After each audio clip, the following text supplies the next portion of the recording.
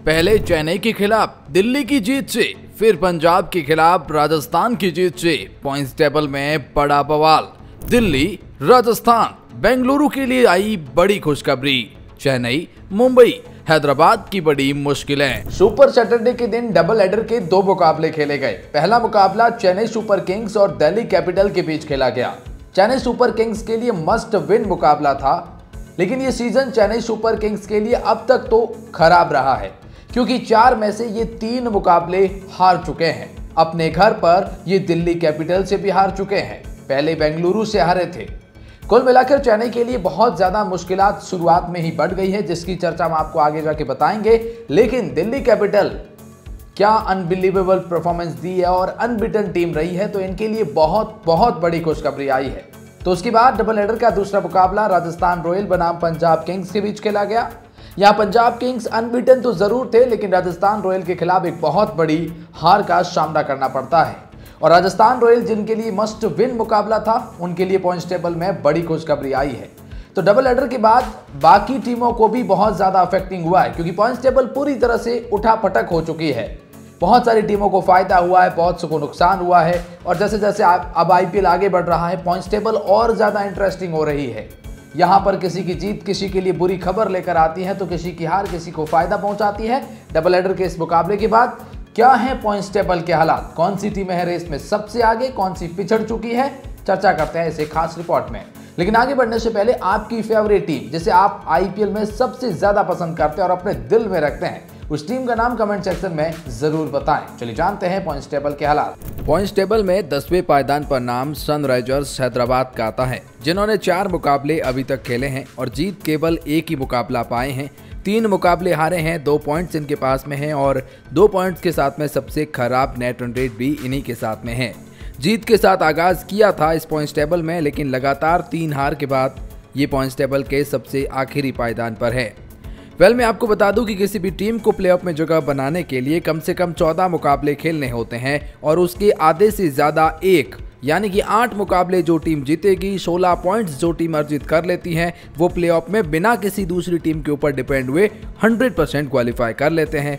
उस कैलकुलेशंस के हिसाब से सनराइजर्स हैदराबाद को अब भी 10 मुकाबले खेलने हैं, लेकिन उसमें से 7 मुकाबले जीतने होंगे, तब जाकर उनके 16 पॉइंट्स होंगे, तब जाकर उनके टोटल 8 मैचेस में विन आएगा।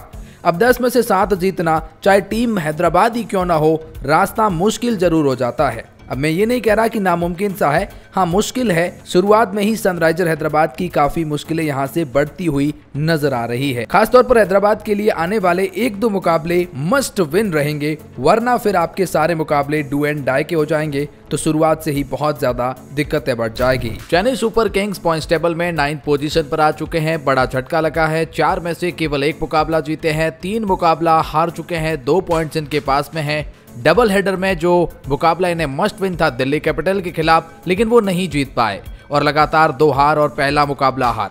अब चेन्नई सुपर किंग्स के लिए समीकरण बदल चुके हैं। दरअसल चेन्नई सुपर किंग्स को अब भी खेलने हैं 10 मुकाबले और उसमें से इस टीम को जीतने हैं 7 मुकाबले।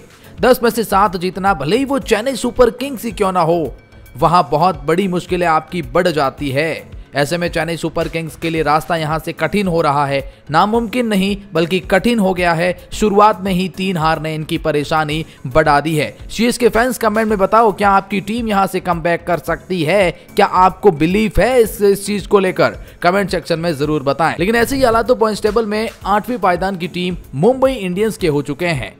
जी हाँ, मुंबई इंडियंस ने भी 4 में से केवल 1 ही तो मुकाबला जीता है, 3 मुकाबले हारे हैं, 2 पॉइंट्स इनके पास में है। अगर बात की जाए तो 3 मुकाबलों में हार, पहले लगातार 2 हार और पिछला मुकाबला खासतौर पर लखनऊ सुपर जायंट से हार।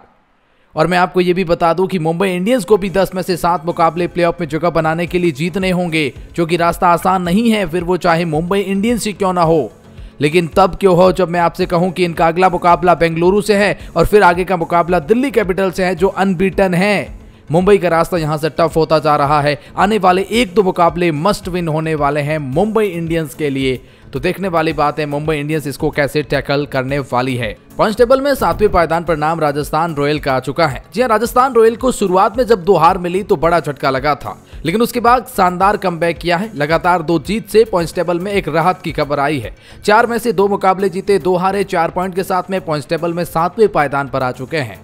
और राजस्थान रॉयल को अब भी खेलने हैं 10 मुकाबले, जिसमें से राजस्थान अगर 6 मुकाबले जीत जाती है तो आप प्लेऑफ में जगह बनाएंगे। 10 में से 6 एक ऐसा फेज होता है जो ज्यादा आसान भी नहीं तो ज्यादा मुश्किल भी नहीं।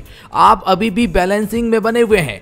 अगर मुकाबला ये राजस्थान हार जाते तो फिर मुश्किलें बढ़ जाती, लेकिन जीत चुके हैं तो अब थोड़ी सी राहत की खबर है। 10 में से इन्हें जीतने हैं 6 मुकाबले। पॉइंट्स टेबल में 6वें पायदान पर नाम लखनऊ सुपर जायंट्स का आता है, जिन्होंने 4 मुकाबले खेले, 2 मुकाबले जीते हैं, 2 मुकाबले हारे हैं और 4 पॉइंट के साथ में ये टीम फिलहाल पॉइंट्स टेबल में 6th पोजीशन पर बनी हुई है। खासतौर पर मुंबई इंडियंस के खिलाफ जीत के बाद लखनऊ के लिए बहुत बड़ी खुशखबरी आई थी। अब लखनऊ सुपर जायंट्स को कहीं न कहीं 10 मुकाबले और खेलने हैं और 10 में से जैसे मैंने कहा कि 6 मुकाबले जीतने होंगे, तो 10 में से 6 जीतते ही 16 पॉइंट्स इनके हो जाएंगे। तो उस रेस के लिहाज से भी 10 में से 6 जीतना ठीक ठाक पोजीशन है, उतना हार्ड नहीं, उतना आसान नहीं। एक बैलेंस टीम के साथ में ये यहाँ पॉइंट्स टेबल में 6th पोजीशन पर बने हुए हैं। तो पॉइंट्स टेबल में 5वें पायदान पर नाम केकेआर का आता है। 4 में से 2 मुकाबले जीते हैं, 2 हारे हैं, 4 पॉइंट के साथ में ये टीम 5वें पायदान पर बने हुए हैं। कोलकाता नाइट राइडर का आगाज तो हार के साथ हुआ, लेकिन फिर जीत और फिर एक और जीत ने पॉइंट्स टेबल में इन्हें बैलेंस पर लाकर खड़ा कर दिया है। इनके हालात भी वही है जो आपने लखनऊ सुपर जायंट्स के सुने हैं। 10 मुकाबले खेलने हैं, जीतने 6 है। एक बैलेंस यहाँ से इनके साथ में भी नजर आता है, लेकिन ये पॉइंट्स टेबल की रेस इंटरेस्टिंग तब हो जाएगी जब लखनऊ और कोलकाता का अगला मुकाबला आपसी मुकाबला है। जी हाँ, मतलब 8 अप्रैल को जो मुकाबला इन दोनों का अगला मुकाबला और आपसी मुकाबला है, वो डिसाइड करेगा कि ये पॉइंट्स टेबल में इन दोनों की पोजीशन क्या होगी। एक टीम का बेड़ा गर्क होगा, एक टीम को मिलेगा पॉइंट्स टेबल में फायदा। पॉइंट्स टेबल में 4थे पायदान पर नाम अब पंजाब किंग्स का आ चुका है। इन्हें 2 पायदान का झटका लगा है। पहले ये दूसरे पायदान पर थे, अब 4थे पायदान पर है। 3 मुकाबले खेले हैं और चूंकि आज का मुकाबला हार चुके हैं, इसलिए 4 पॉइंट के साथ में 4थे पायदान पर हैं। पंजाब किंग्स के लिए समीकरण यहाँ पर ये बनते हैं कि अब भी इस टीम को 11 मुकाबले खेलने हैं और उसमें से इस टीम को 6 मुकाबले जीतने हैं।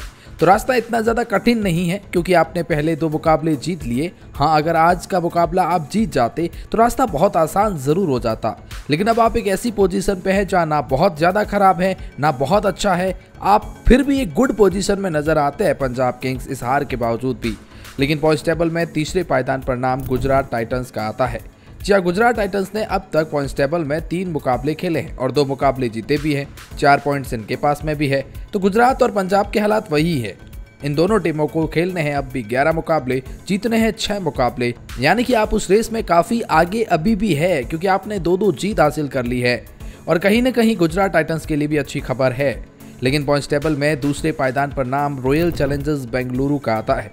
जब बेंगलुरु को बैठे बैठे फायदा हो गया। फायदा इस बात का कि पहले ये 3रे पायदान पर थे, लेकिन पंजाब की हार के बाद ये दूसरे पायदान पर चले गए हैं।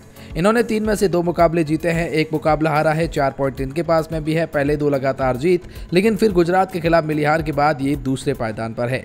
अच्छा, पॉइंट्स टेबल में इनको भी प्लेऑफ में जगह बनाने के लिए 11 मुकाबले अब भी खेलने हैं और उसमें से जीतने हैं 6 मुकाबले, यानी 5 हार अब भी अलाउ है। तो इनके लिए भी एक गुड पोजीशन नजर आती है।